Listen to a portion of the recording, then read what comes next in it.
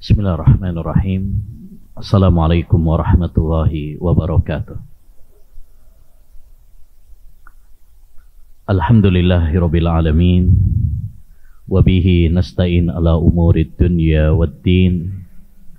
Wassalatu wassalamu ala asyrafil anbiya'i wal mursalin nabiyina Muhammad wa ala alihi wa sahbihi ajma'in. Wa man ihtada bihudah wattaba'a atharahu ila yaumiddin. Amma ba'd.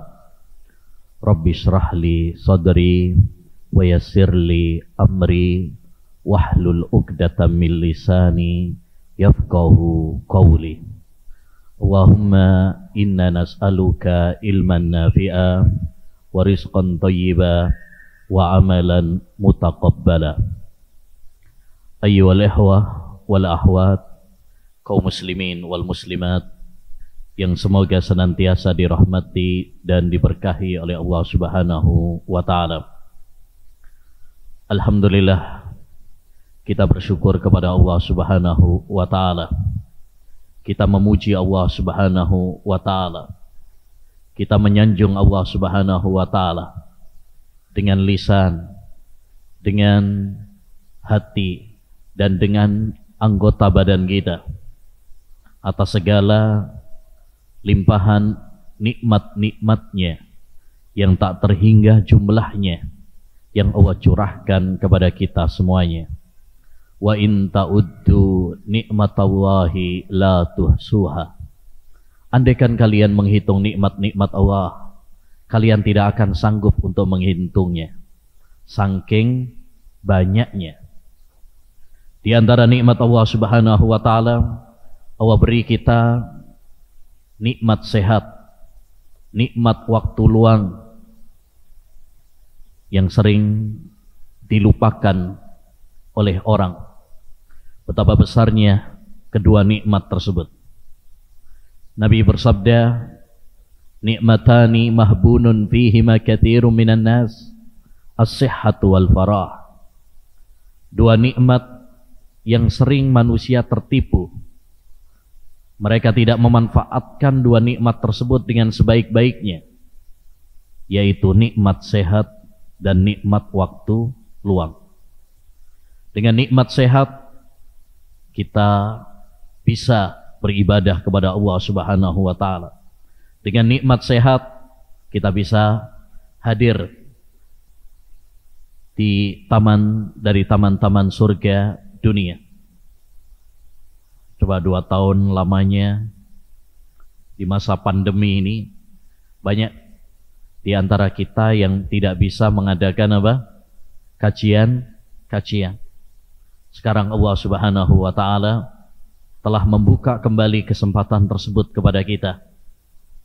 Maka wajib bagi kita untuk mensyukuri nikmat Allah Subhanahu wa taala ini dengan bersemangat menghadiri kajian-kajian, karena majelis-majelis ilmu ayyuhal ikhwah adalah taman-taman surga.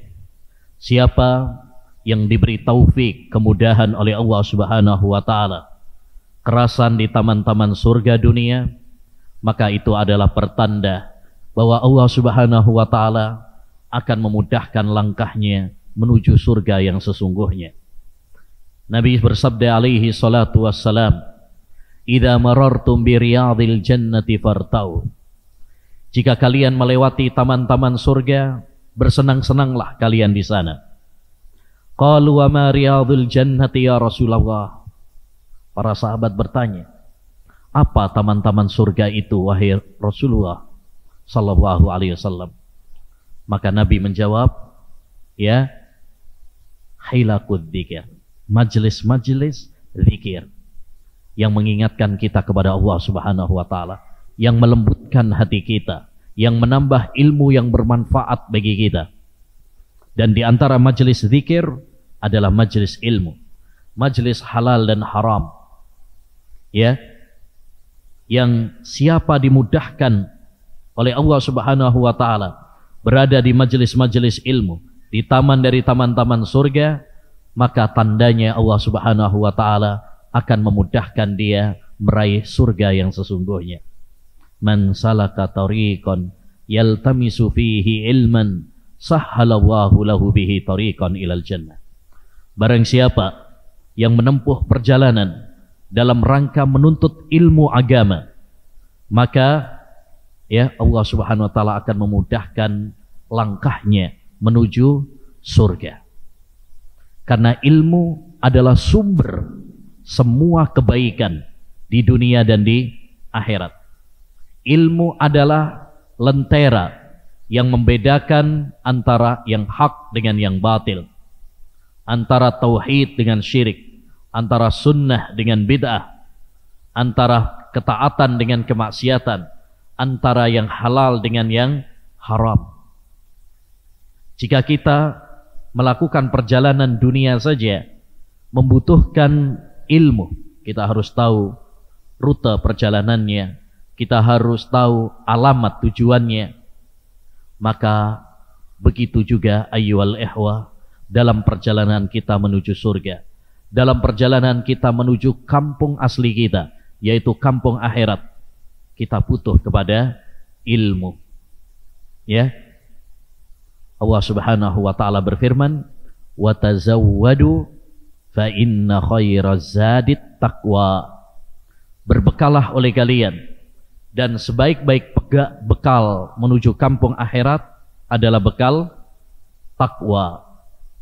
Dan tidak mungkin seorang bertakwa kepada Allah Subhanahu wa taala tanpa ilmu. Ya, tanpa ilmu mustahil seorang bertakwa kepada Allah jika tidak memiliki ilmu. Kaifa yattaqi wala ya'lam. Para ulama mengatakan, bagaimana seorang bisa bertakwa kalau dia tidak mengetahui? Tidak mungkin. Oleh karenanya ayyuhal ikhwah, tujuan kita belajar ilmu, tujuan intinya adalah agar kita bertakwa kepada Allah. Sufyan Ats-Tsauri, seorang ulama ya yang saleh, yang zuhud, rahimahullah, pernah mengatakan, innama yutlabul ilmu liyuttaqallah. Ilmu itu dicari agar kita bisa bertakwa kepada Allah Subhanahu wa taala, agar kita semakin dekat dengan Allah Subhanahu wa taala. Ini tujuan kita ngaji ilmu agama. Ini tujuan kenapa kita hadir dalam majelis ilmu, yaitu agar kita semakin bertakwa kepada Allah, melaksanakan perintah-perintahnya, menjauhi larangan-larangannya, ya, semakin bersemangat dalam beribadah, semakin beriman, bertakwa kepada Allah Subhanahu wa taala. Ayyuhal ikhwah wal akhwat, kaum muslimin wal muslimat yang semoga senantiasa dirahmati dan diberkahi oleh Allah Subhanahu wa taala. Pada kesempatan yang berbarokah ini insyaallah taala kita akan membahas 10 kaidah ya dalam tazkiyatun nufus, penyucian jiwa. Dan ini adalah tema yang menarik, tema yang sangat penting bagi kita semuanya. Karena tazkiyatun nufus yaitu menyucikan hati dari segala noda-noda hati berupa syirik, bid'ah, maksiat, merupakan tujuan pokok kenapa Allah Subhanahu wa taala mengutus Nabi Muhammad sallallahu alaihi wasallam. Allah Subhanahu wa taala berfirman dalam surat Al-Jum'ah ayat 2. Huwallazi ba'asa fil ummiyina rasulan minhum yatlu alaihim ayatihi wa yuzakkihim wa yu'allimuhumul kitaba wal hikmah wa in kanu min qablu lafi dhalalim mubin. Dialah Allah Subhanahu wa taala yang mengutus nabinya Muhammad sallallahu alaihi wasallam ya kepada umat manusia. Yatlu alaihim, ya, Nabi sallallahu alaihi wasallam membacakan kepada mereka ayat-ayatnya. Wa yuzakkihim, dan mensucikan mereka. Tazkiyah. Ini salah satu tujuan pokok diutusnya Nabi Muhammad sallallahu alaihi wasallam. Wa yu'allimuhumul kitaba wal hikmah, dan mengajarkan kepada mereka Alkitab yaitu Al-Quran, dan hikmah yaitu sunnah.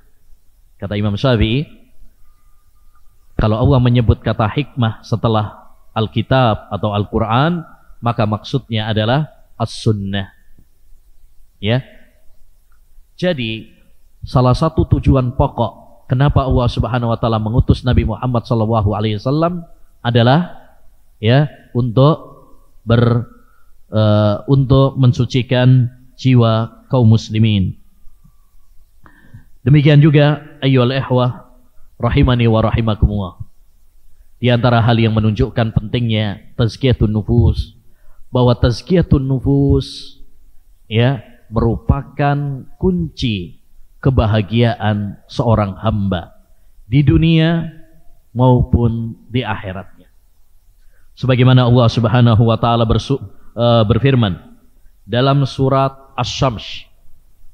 Surat Asy-Syams ayat 9 dan 10.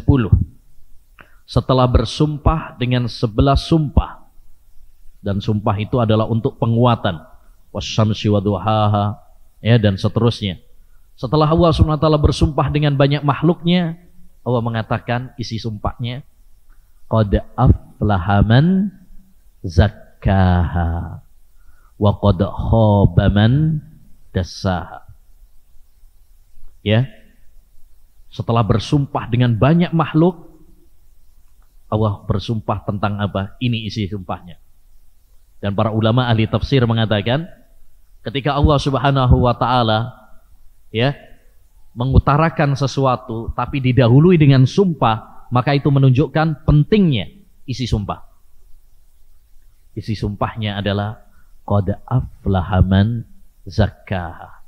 Sungguh karena didahului dengan sumpah. Kemudian qad itu dalam bahasa Arab termasuk lafadz yang menunjukkan taukid.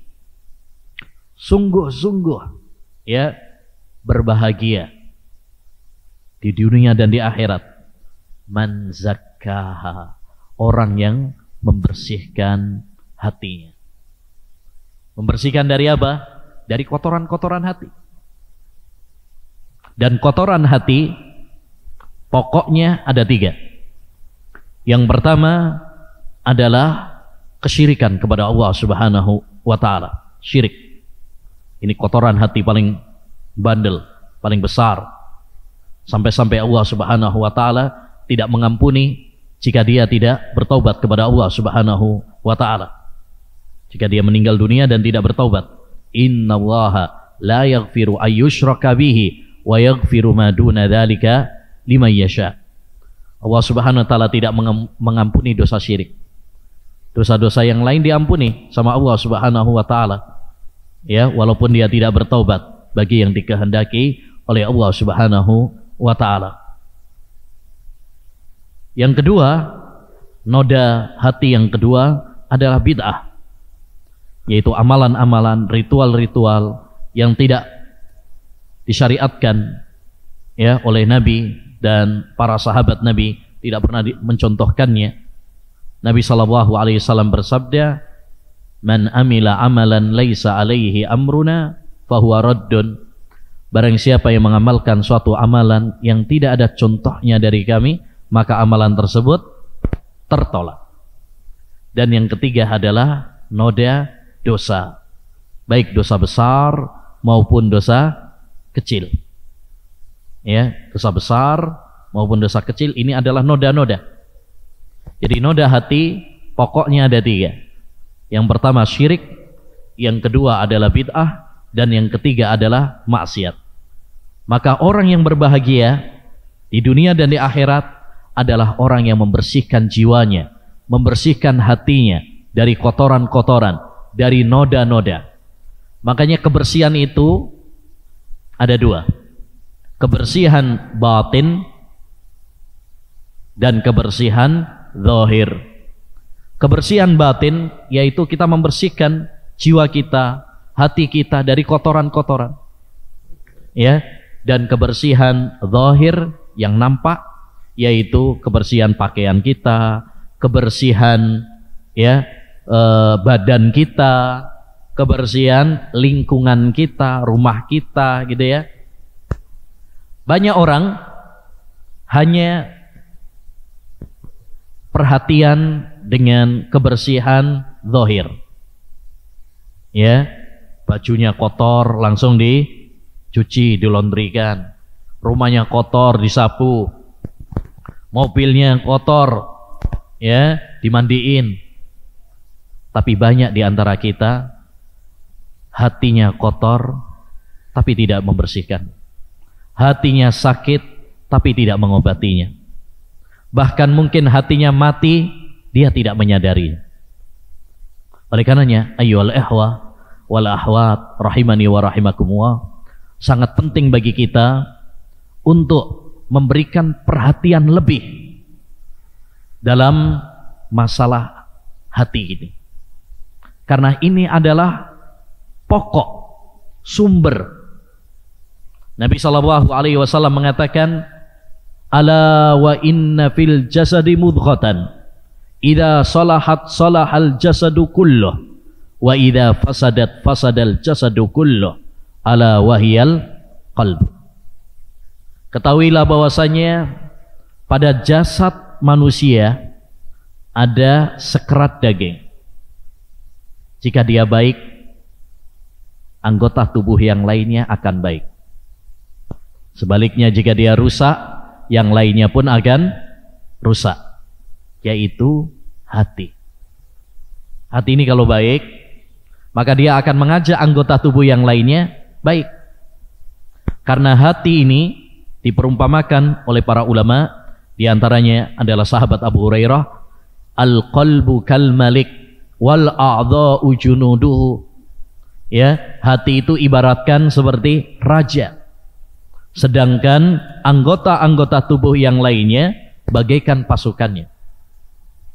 Kalau rajanya baik, pemimpinnya baik, dia akan menyuruh pasukan untuk melakukan yang baik. Kalau hati ini sudah baik, dia akan perintahkan mata untuk melihat yang baik. Dia akan memerintahkan ya telinga mendengar yang baik. Dia akan memerintahkan kaki melangkah ke tempat-tempat yang baik. Dia akan memerintahkan lisan untuk mengeluarkan kata-kata yang baik. Sebaliknya, jika hati ini rusak, maka dia akan memerintahkan mata melihat yang haram. Dia akan memerintahkan telinga mendengarkan yang haram. Dia akan memerintahkan lisan mengatakan ucapan-ucapan yang kotor. Dia akan memerintahkan kaki melangkah ke tempat-tempat yang haram. Tergantung kepada apa? Hati. Maka perhatikan hati kita. Ya, kalau kita ingin baik, ingin berubah menjadi baik, maka berikan perhatian lebih kepada masalah hati. Nabi bersabda, la yastaqimu imanu abdin hatta yastaqima qalbah wa la yastaqimu ya qalbu hatta yastaqima al-lisan. Kata Nabi sallallahu alaihi wasallam, tidak lurus iman seorang hamba sampai ya istiqomah hatinya. Hati dulu. Baru kemudian apa? Lisan. Ini dua hal penting nih. Dua hal penting yang perlu kita perhatikan, yaitu masalah hati, dan yang kedua adalah masalah lisan. Hati karena dia adalah raja. Lisan karena dia adalah ya bagian pelaksananya. Bagian pelaksananya.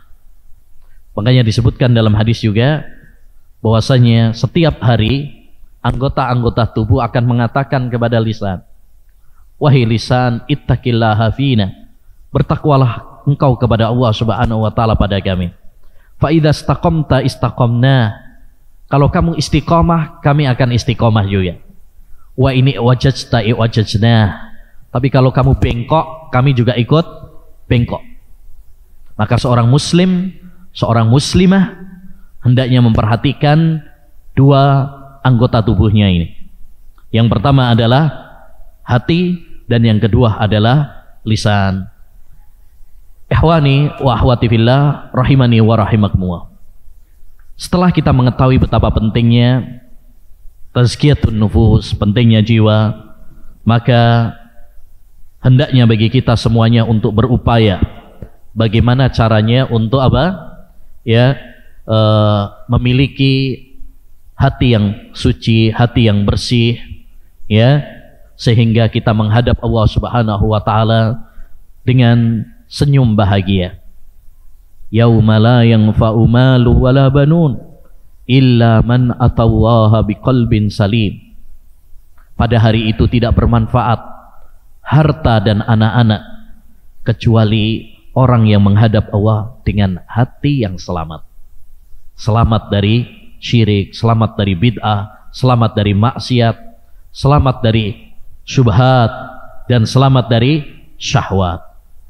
Insyaallah ta'ala pada kesempatan yang berbarokah ini kita akan membahas 10 kaidah dalam tazkiyatun nufus yang akan kami sarikan dari risalah yang ditulis oleh Syekhuna Dr. Abdul Razak bin Abdul Muhsin Al-Abbad Al-Badr hafidhahullahu ta'ala wa ra'ah. Beliau seorang ulama Madinah yang sering ke Indonesia juga, insyaallah tidak asing lagi bagi kita, salah satu pengajar di Masjid Nabawi, ya. Beliau punya buku 10 kaidah dalam tazkiyatun nufus. Buku ini sangat bagus ya bagi kita semuanya, dan insyaallah ta'ala kita akan merangkum dan meringkasnya pada kajian pagi ini insyaallah. Beliau mengatakan al-qaidatul ula, kunci yang pertama, kaidah yang pertama, at-tauhidu aslu ma tazku bihin nufus.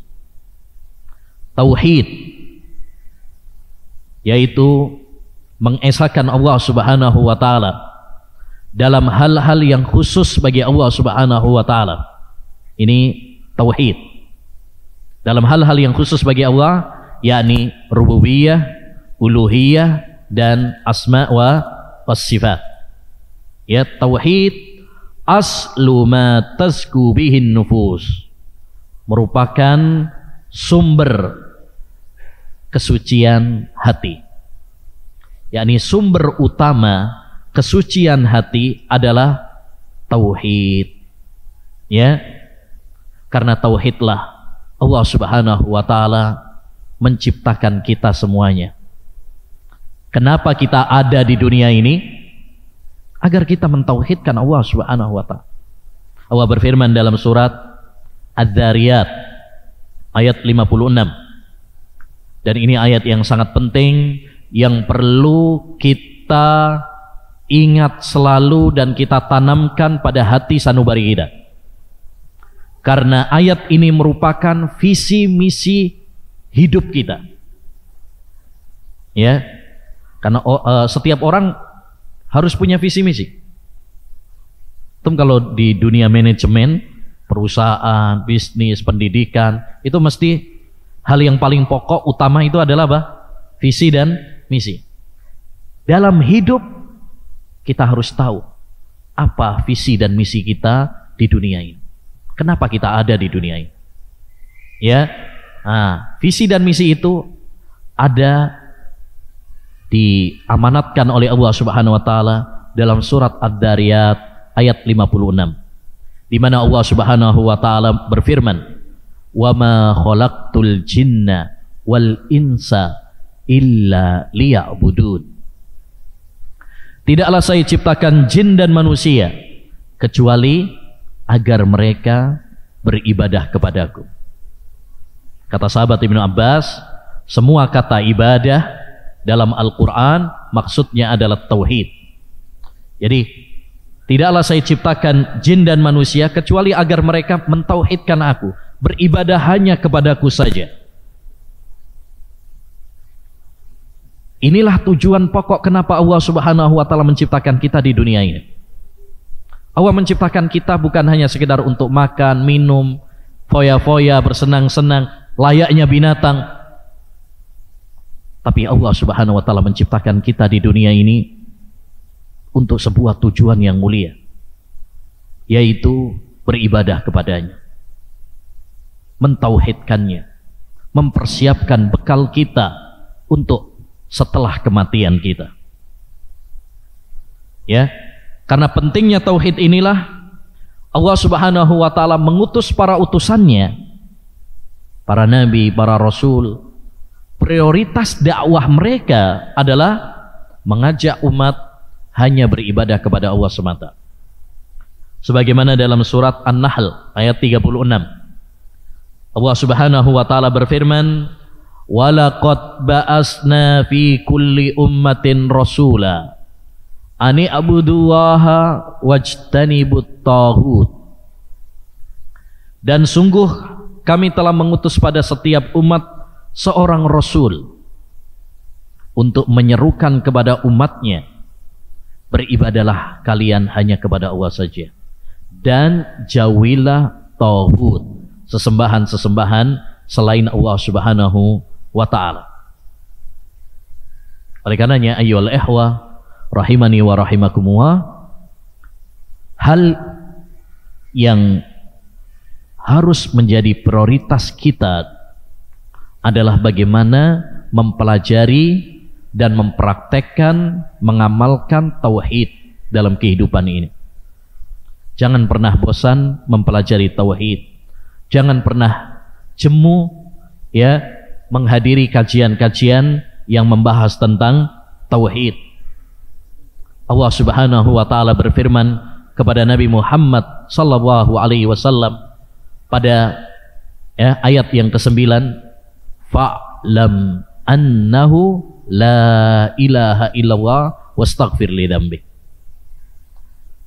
Ketahuilah bahwasanya tidak ada sesembahan yang berhak diibadai kecuali hanya Allah. Ini ayat ditujukan kepada Nabi Muhammad. Dan kaidah para ulama, al-khitabu lin nabi khitabun li ummatihi. Perintah dan larangan Allah kepada Nabi Muhammad itu mencakup juga untuk umatnya. Karena Nabi Muhammad adalah pemimpin dan kita adalah umatnya.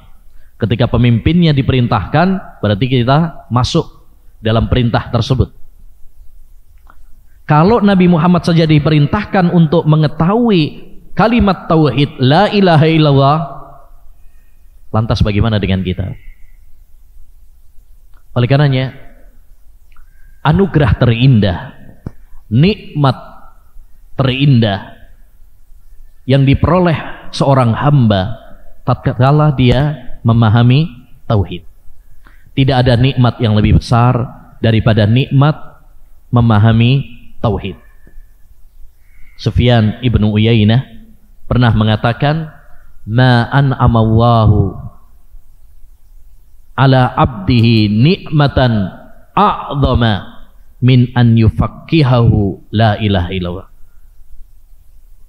Tidak ada nikmat yang Allah Subhanahu wa taala berikan kepada seorang hamba lebih besar daripada pemahaman tauhid la ilaha illallah.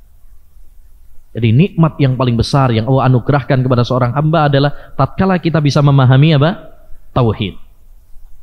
Maka tatkala kita diberi nikmat hidayah tauhid, ya, hendaknya bagi kita untuk bersyukur dan berusaha untuk menjaganya, merawatnya sampai titik ya kehidupan kita, sampai Allah Subhanahu wa taala mencabut nyawa kita, sampai Allah Subhanahu wa taala menghentikan nafas kita. Allah Subhanahu wa taala berfirman, wa'bud rabbak hatta ya'tiyakal yakin. Beribadalah kepada Rabbmu sampai kematian menjemputmu. Finish dari ibadah kepada Allah Subhanahu wa taala, batas akhir dari ibadah adalah tatkala Allah Subhanahu wa taala mengakhiri hidup kita. Intinya ayyuhal ikhwah rahimani wa rahimakumullah, jika kita ingin tazkiyatun nufus, memiliki hati yang bersih, kita ingin membersihkan hati kita dari kotoran-kotoran, noda-noda, maka hal utama yang perlu kita lakukan adalah ya, memperbaiki tauhid kita. Ya, memperbaiki apa? Tauhid kita. Allah Subhanahu wa taala mengancam orang-orang musyrik yang tidak membersihkan hati mereka dengan tauhid. Kata Allah dalam surat Fussilat ayat 6 dan 7. Wa wailul lil musyrikin alladzina la yu'tuna zakata wa hum bil akhirati hum kafirun. Celaka bagi orang-orang musyrik yang tidak memberikan zakat. Zakat di sini bukan zakat seperti yang kita pahami sekarang ya, yaitu dengan apa? Memberikan harta kepada fakir miskin. Karena ayat ini adalah surat Makkiyah. Surat Makkiyah itu surat yang diturunkan sebelum hijrah. Sebelum hijrah Nabi dari Mekah ke Madinah. Artinya saat itu memang belum diturunkan kewajiban apa? Zakat. Makanya para ulama ussalaf menafsirkan ayat ini, maksud dari la yu'tuna zakah ay ya at-tauhid wal iman alladhi bihi yazkul qalb wa huwa aslu kulli zakain wa nama. Kata banyak ahli tafsir sebagaimana dikatakan oleh Imam Ibnul Qayyim dalam kitabnya Ighasatul Lahfan, mengartikan ayat yang mulia ini, ya, maksudnya adalah mereka tidak memberikan zakat. Zakat itu adalah tazkiyatun nufus. Karena zakat itu artinya kesucian, suci.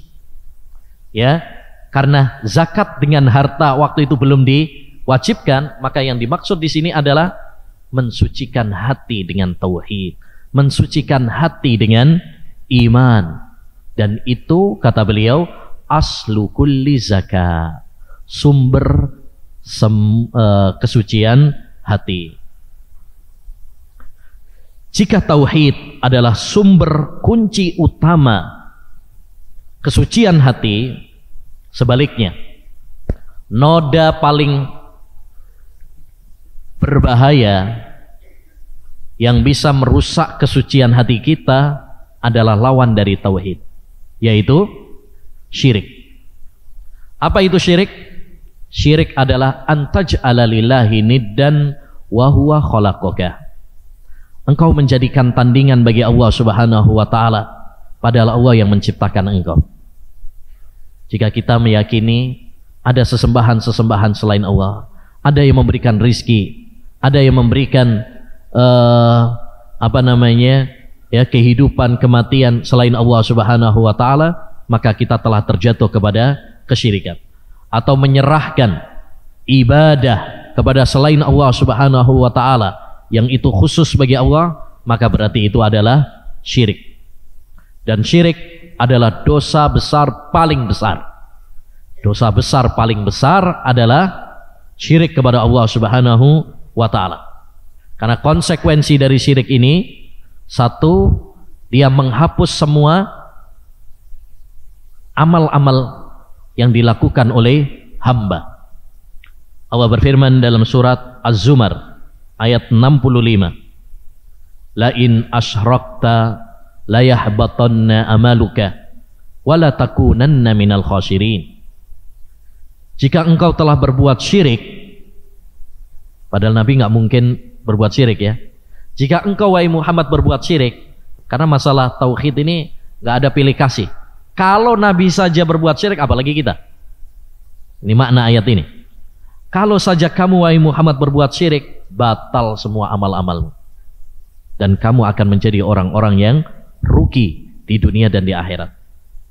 Makanya Pak, kalau ada orang yang murtad, orang yang syirik, itu yang rugi bukan Allah Subhanahu wa taala. Yang rugi bukan Islam.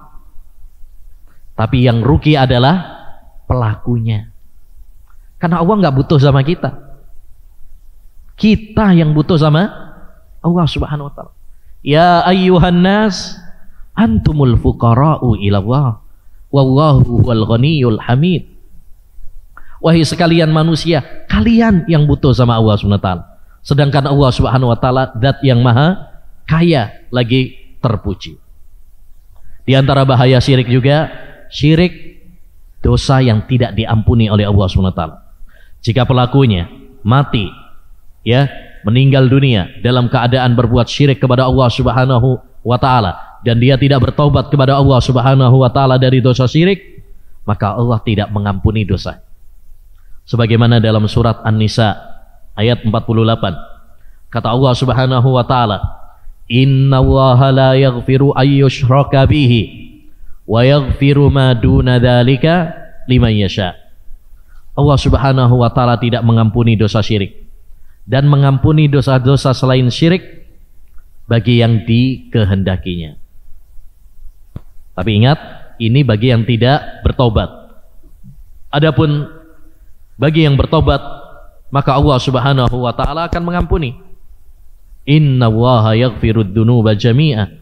Sesungguhnya Allah itu mengampuni semua dosa kalau dia bertobat. Tapi kalau nggak bertobat kepada Allah Subhanahu wa taala, maka pelaku syirik tidak diampuni. Saking besarnya dosa syiriknya. Dosa-dosa yang lain ada harapan untuk diampuni. Tapi kalau dosa syirik tidak. Karena syirik adalah kedzaliman paling besar. Inna syirka la dzulmun adzim. Syirik itu kezaliman yang paling besar. Bagaimana mungkin Allah Subhanahu wa taala, zat yang maha mulia, disamakan dan disandingkan seperti makhluk yang hina? Ya, orang-orang yang menyerahkan ibadah kepada orang yang mati, misalkan kuburan atau pohon, pada hakikatnya mereka menyamakan Allah Subhanahu wa taala dengan makhluk. Ya, karena itu ibadah hanya khusus bagi Allah Subhanahu wa taala. Tidak boleh diberikan kepada selain Allah Subhanahu wa taala. Demikian juga di antara bahaya syirik juga bahwa Allah Subhanahu wa taala mengharamkan surga baginya. Sebagaimana dalam surat Al-Maidah ayat 72. Allah berfirman, "Innahu may yusyrik billah faqad harramallahu alaihil jannah wa ma'wahun nar wa ma lidh-dhalimin min ansar." Barang siapa yang berbuat syirik kepada Allah, Allah haramkan surga baginya. Allah haramkan surga baginya dan tempat tinggalnya adalah neraka. Jadi kalau kita ingin hati kita bersih, hati kita suci dari segala noda, kuatkan tauhid. Ya, bersihkan hati kita dengan tauhid. Kalau tauhid sudah tertanam pada diri kita, kita akan meraih kebahagiaan. Tidak ada kebahagiaan tanpa tauhid. Semakin kuat tauhid seorang hamba, semakin dia akan merasakan kebahagiaan, ketenangan. Ya, Allah berfirman dalam surat Al-An'am ayat 82, "Alladzina amanu wa lam yalbisu imanahum bidzulmin ulaika lahumul amnu wa hum muhtadun." Orang-orang yang beriman dan tidak mencampuri keimanan mereka dengan kedzaliman. Yang dimaksud dengan kedzaliman di sini adalah syirik, sebagaimana ditafsirkan oleh Nabi. Ya, dalam hadisnya. Dan dalam ilmu tafsir itu, metode menafsirkan Al-Quran itu adalah Quran dengan Quran, Quran dengan hadis, Quran dengan ucapan para salaf, sahabat, tabi'in. Ya, kemudian yang keempat, Al-Quran ditafsirkan dengan bahasa Arab.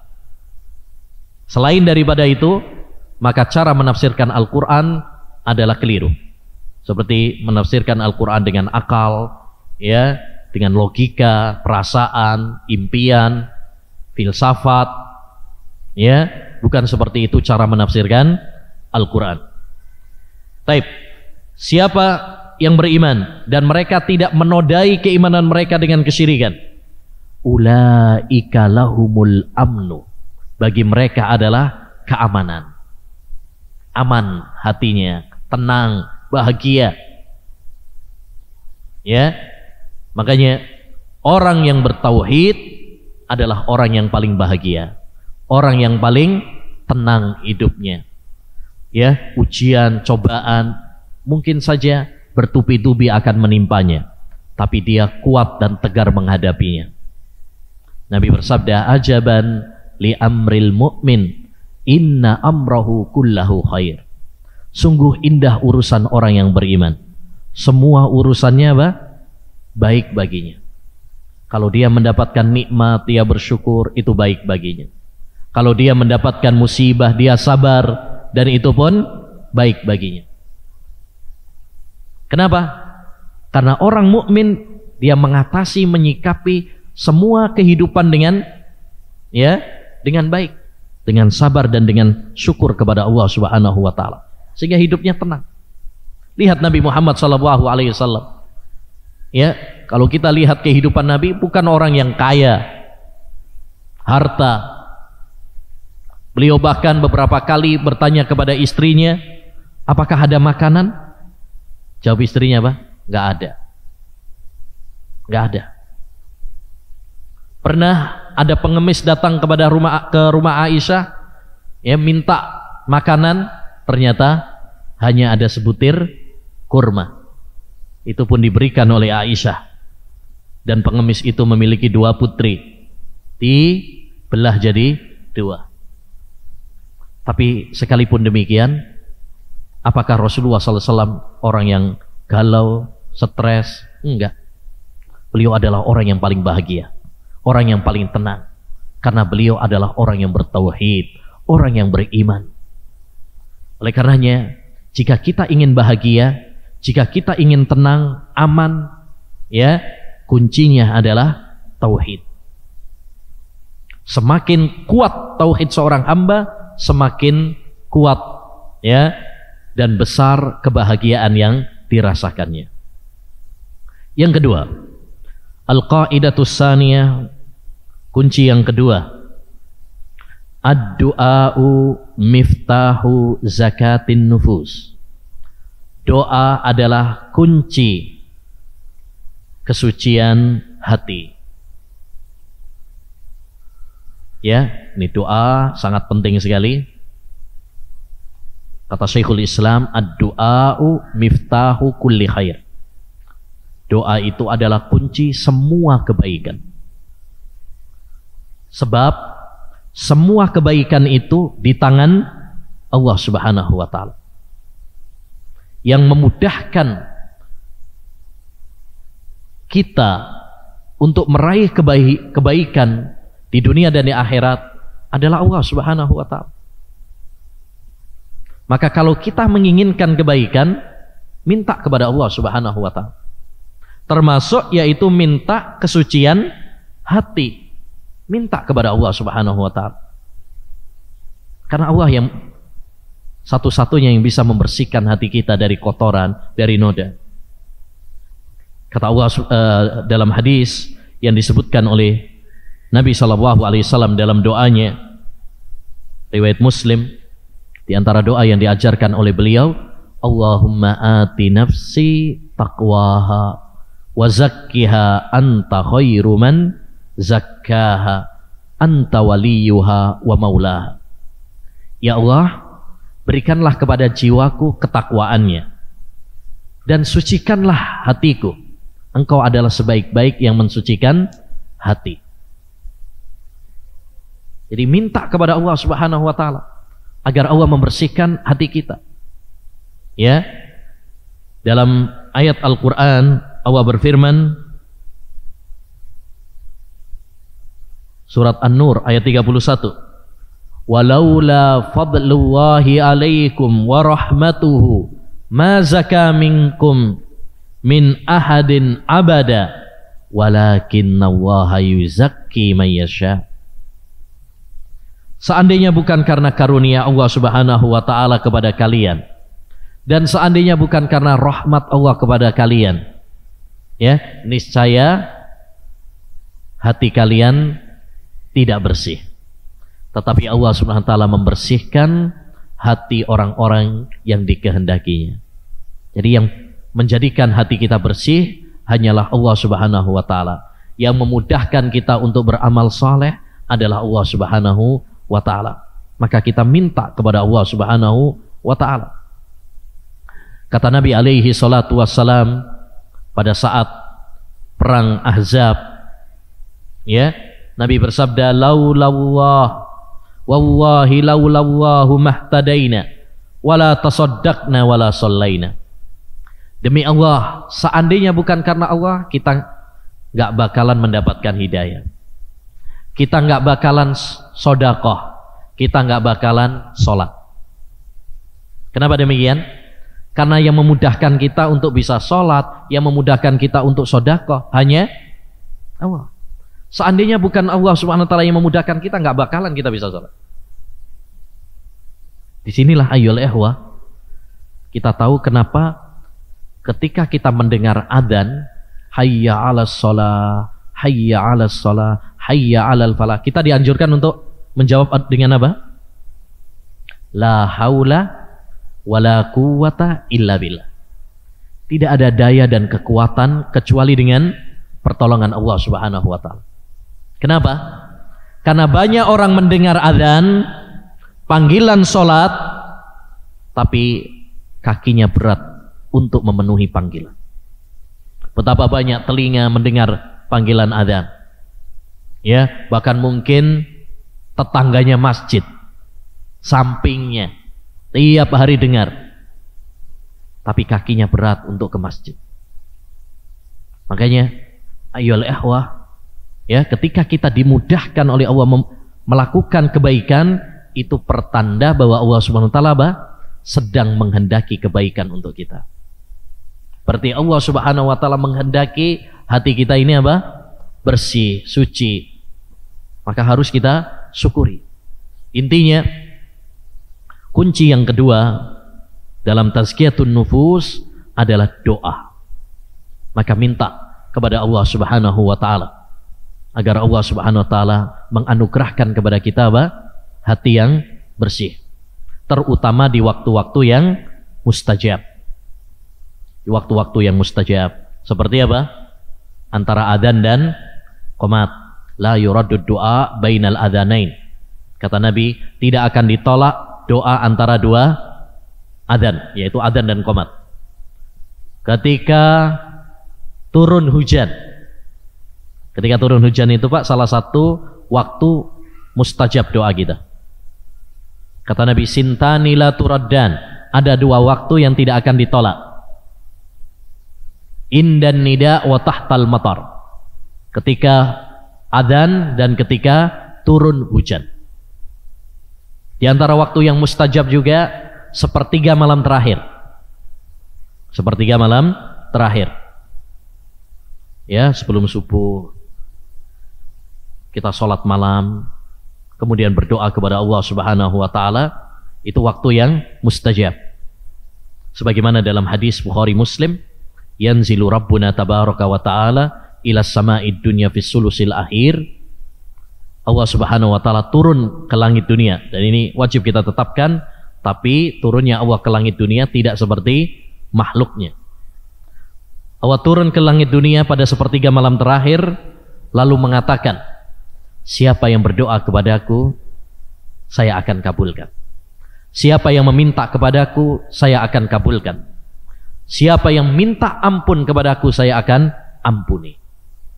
Ini menunjukkan bahwasanya doa di sepertiga malam terakhir termasuk waktu yang mustajab. Maka mari kita perbanyak doa. Jangan pernah hanya menggantungkan pada diri. Jangan pernah ya sombong, ujub terhadap diri kita. Kita bukan siapa-siapa dan bukan apa-apa, ya, tanpa pertolongan Allah Subhanahu wa ta'ala.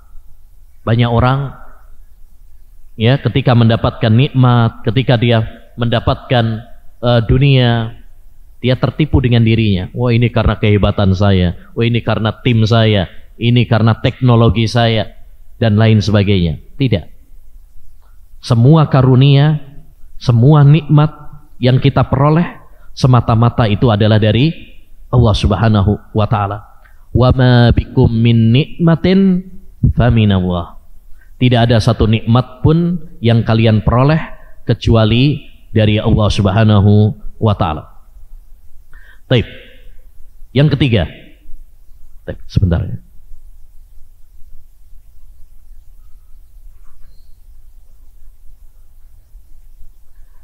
Baik, kita lanjutkan kaidah yang ketiga atau kunci yang ketiga.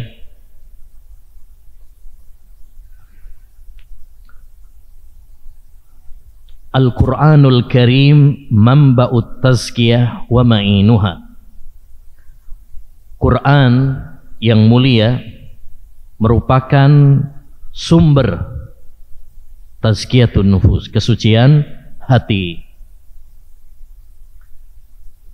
Artinya kalau kita ingin hati yang bersih, carilah dalam Al-Quran. Hendaknya bagi kita meluangkan waktu kita membaca, mempelajari Al-Quran. Karena Al-Quran adalah sumber kesucian hati. Allah Subhanahu wa ta'ala berfirman dalam surat Ali Imran ayat 164, laqad mannallahu 'alal mu'minin, sungguh Allah Subhanahu wa ta'ala memberikan nikmat kepada orang-orang yang beriman, id ba'asa fihim rasulan min anfusihim, tatkala Allah Subhanahu wa ta'ala mengutus pada mereka seorang rasul. Jadi nikmat dari Allah Subhanahu wa ta'ala adalah diutusnya Nabi Muhammad SAW. Yatlu alaihim ayatihi, yang membacakan kepada mereka ayat-ayat Al-Quran. Wa yuzakkihim, dan mensucikan mereka. Ya, membacakan ayat-ayat kepada mereka dan mensucikan hati mereka. Berarti ya, ayat-ayat Al-Quran adalah sumber kesucian hati. Wa yu'allimuhumul kitaba wal hikmah, dan mengajarkan kepada mereka Alkitab, yaitu Al-Quran, wal hikmah. Kata Imam Syafi'i, jika disebut kata hikmah setelah Al-Quran, maksudnya adalah sunnah. Jadi kalau kita ingin kesucian hati, maka kembalilah kepada Al-Quran. Baca Al-Quran, renungi ayat-ayat Al-Quran, pelajari Al-Quran. Jangan ya sia-siakan Al-Quran, jangan campakkan Al-Quran. Allah Subhanahu wa ta'ala berfirman, innamal mu'minuna alladzina idza dzukirallah wajilat qulubuhum wa idza tuliyat alaihim ayatuhu zadatuhum imana wa ala rabbihim yatawakkalun. Sesungguhnya orang-orang yang beriman itu apabila dibacakan kepada mereka ayat-ayatnya, bergetar hati mereka. Dan apabila dibacakan kepada mereka, ya disebut Allah Subhanahu wa ta'ala, bergetar hati mereka. Dan jika dibacakan kepada mereka ayat-ayatnya, maka iman mereka semakin bertambah. Ini kalau kita dibacakan ayat Al-Quran nggak menambah iman kita, berarti apa? Ada yang salah dalam iman kita, ada yang salah dalam hati kita. Sahabat Ibnu Mas'ud radhiyallahu an pernah mengatakan, carilah hati kalian di 3 tempat. Carilah hati kalian di 3 tempat. Pertama, ketika mendengar Al-Quran. Kedua, di majelis ilmu. Yang ketiga, saat sendirian, khulwat, bersendirian. Lalu kata beliau, jika kalian tidak mendapati hati kalian di 3 tempat tersebut, maka mintalah kepada Allah agar Allah memberikan hati kepada kalian, karena sesungguhnya kalian tidak memiliki hati. Artinya kalau kita tidak menemukan hati kita bergetar di 3 tempat ini, saat Allah Subhanahu wa ta'ala ya disebut, saat dibacakan ayat-ayat Allah, saat di majelis ilmu, saat kita sedang sendirian bermunajat kepada Allah Subhanahu wa ta'ala, kok ya tetap hati kita ini keras, gersang, maka ini menunjukkan bahwa hati kita telah mati. Mintalah kepada Allah Subhanahu wa ta'ala agar menghidupkannya. Maka ma'asyiral muslimin, penting ya bagi kita untuk mempelajari Al-Quran, membaca Al-Quran, ya, karena itu yang akan membersihkan apa? Hati kita. Sahabat Utsman bin Affan, Khalifah Rasulullah sallallahu alaihi wasallam, di antara Khulafaur Rasyidin, bahkan beliau adalah menantu Rasulullah SAW dari dua putrinya, ya, pernah mengatakan kalimat yang sangat indah. Kata beliau, wallahi lau tahurat qulubukum ma syabi'tum an kalami rabbikum. Demi Allah, andaikan hati kalian bersih, andaikan hati kalian suci, kalian tidak akan pernah merasa kenyang dari firman Allah Subhanahu wa taala. Kurang terus. Makanya beliau pernah mengatakan juga, tidak ada satu hari pun kecuali saya akan menyempatkan diri saya membaca Al-Quran. Padahal kita tahu sahabat Utsman bin Affan itu orang yang sibuk, khalifah beliau. Sibuk. Ya, lebih daripada presiden loh khalifah itu. Ngurusi semua dunia. Tentu itu sangat menyibukkan. Tapi beliau pernah mengatakan apa? Tidak ada satu hari atau satu malam pun kecuali aku membaca Al-Quran. Masya Allah. Kita yang ya nggak tahu sibuk apa sok sibuk gitu ya, nggak ada waktu untuk membaca Al-Quran. Bahkan kita lebih banyak waktu kita dengan apa?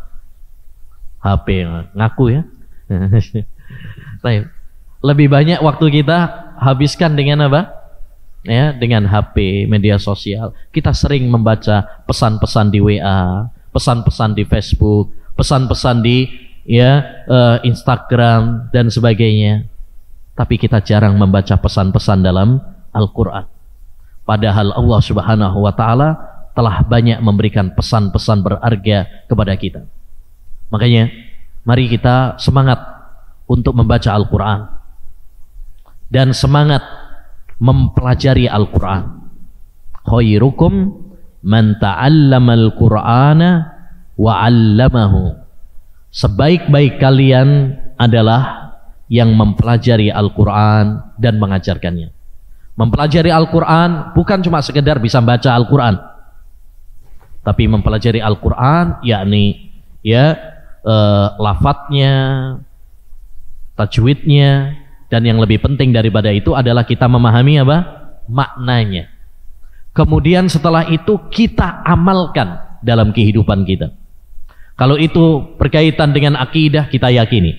Kalau itu berkaitan dengan ibadah, perintah, kita laksanakan. Kalau itu berkaitan dengan larangan, kita tinggalkan. Ya, kalau itu berupa akhlak, ya, maka kita praktekkan. Makanya dahulu sahabat Ibnu Mas'ud pernah mengatakan, kana ar-rajulu minna idza ta'allama al-Qur'an 10 ayat lam yujawiz hunna hatta ya'rifa ma'aniyahunna wal amala bihinna. Adalah seorang di antara kami apabila mempelajari Al-Quran 10 ayat, dia enggak nambah dari 10 ayat tadi sampai betul-betul apa? Faham, ngerti maknanya, yakni tafsirnya, ya, dan mereka mengamalkannya. Karena inti dari ilmu ayyul ihwah adalah apa? Kita amalkan. Kata Fudail bin Iyad, innama nazalal Qur'anu liyu'mala bih fattahadhan nasu qira'atahu amala. Ya, Al-Quran itu diturunkan supaya diamalkan. Tapi sayang manusia pada zaman kita sekarang hanya sekedar dijadikan sebagai ritual saja. Hanya orang mungkin khatam, ya, bahkan ada yang mungkin 1 hari bisa khatam, tapi nggak ngerti apa artinya, maknanya, dan tidak mempraktekkan isinya. Bukan itu tujuan diturunkannya Al-Quran. Maka ma'asyiral muslimin, hendaknya bagi kita untuk ya meluangkan waktu kita membaca Al-Quran. Membaca Al-Quran Syukur-syukur kita baca terjemahannya, luangkan. Jangan cuma pas Ramadan saja. Apalagi baca Al-Quran pas ada kematian saja. Bukan. Baca Al-Quran itu setiap saat, setiap hari. Kita paksakan diri kita, kita biasakan diri kita. Pokoknya habis sholat saya harus apa? Nah, targetkan satu hari misalkan 1 juz atau setengah juz. Targetkan.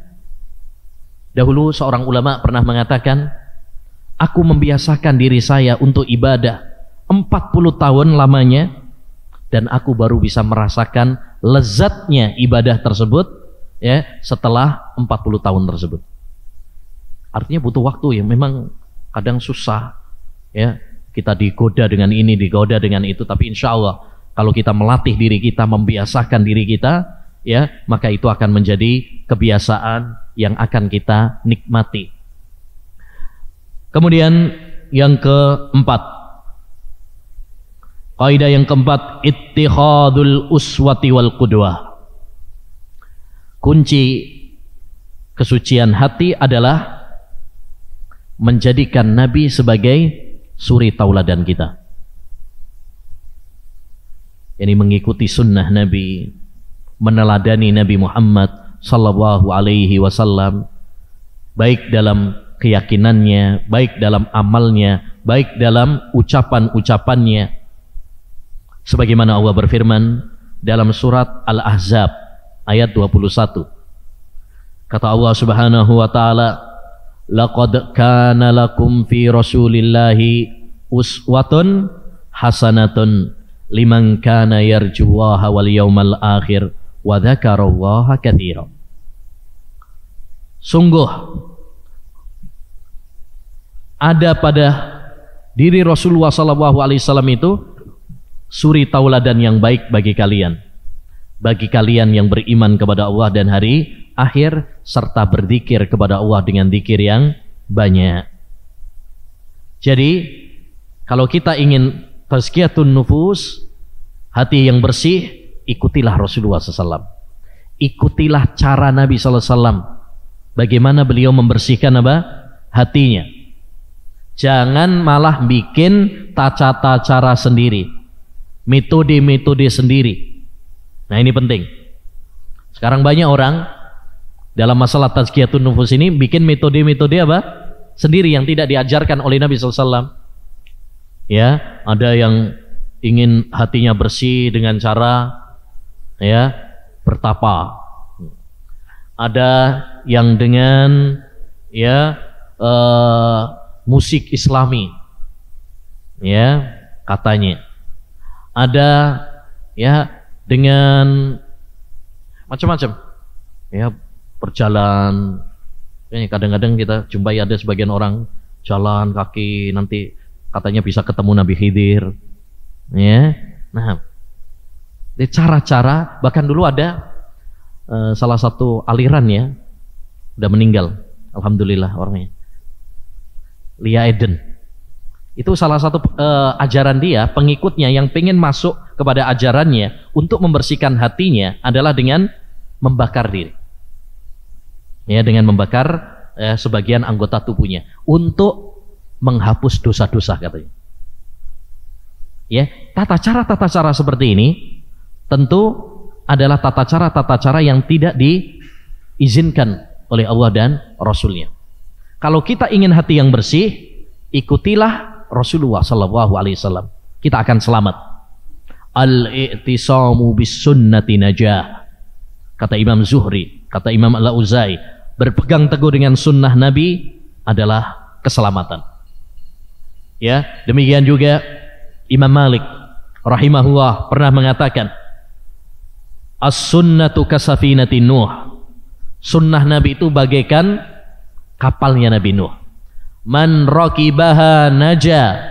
Siapa yang menaikinya maka dia akan selamat. Wa man lam yarkabha horik. Siapa yang tidak menaikinya maka dia akan tenggelam. Ya, bukan dengan tata cara yang tidak diizinkan oleh Nabi. Sering Nabi Shallallahu Alaihi Wasallam mengingkari beberapa sahabat yang mereka menurut mereka, dengan perasaan mereka, ijtihad mereka, itu bisa membersihkan hati mereka, tapi Nabi mengingkarinya. Mungkin kita masih ingat, ada 3 sahabat yang datang ke rumah Nabi SAW bertanya tentang ya, ibadah-ibadah Nabi kepada istri-istri Nabi.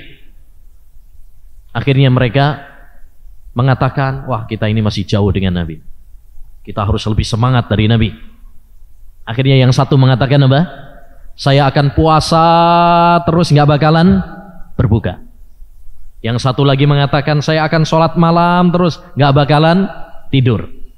Yang satu lagi mengatakan saya nggak akan menikahi wanita, mau fokus ibadah. Tapi apakah Nabi menyetujuinya? Tidak. Sampailah kabar itu kepada Nabi. Nabi SAW menegur mereka. Ya, lalu kata Nabi, man raghiba an sunnati falaysa minni. Siapa yang membenci sunnahku maka dia bukan dari golonganku. Amma ana fa'asumu wa uftir. Adapun saya puasa tapi saya juga berbuka. Ya, wa aqumu wa anam. Saya juga sholat malam tapi saya juga tidur. Wa atazawwajun nisa. Dan saya juga menikahi apa? Wanita.